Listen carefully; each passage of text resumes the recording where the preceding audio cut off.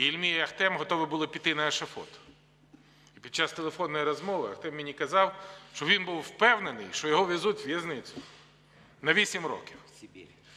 До Сибіру. І він готовий був прийняти цей іспит, тому що вірив і вірить разом з усіма нами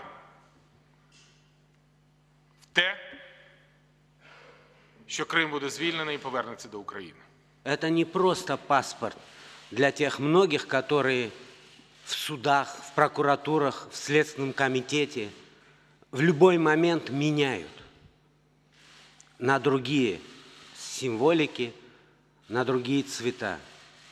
Это то, что не только государство по отношению к гражданину несет обязанность. Это в первую очередь, когда гражданин, имея этот документ, несет очень великую обязанность перед своей страной. И я...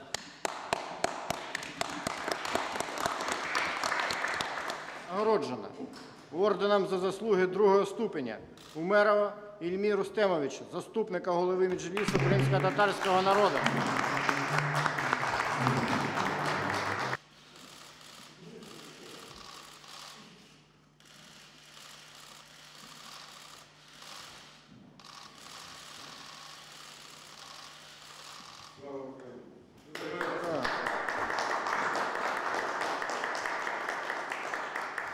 Орденом за заслуги третього ступеня Чигіоза Ахтема Зейтулаєвича, заступника голови Меджлісу кримсько-татарського народу.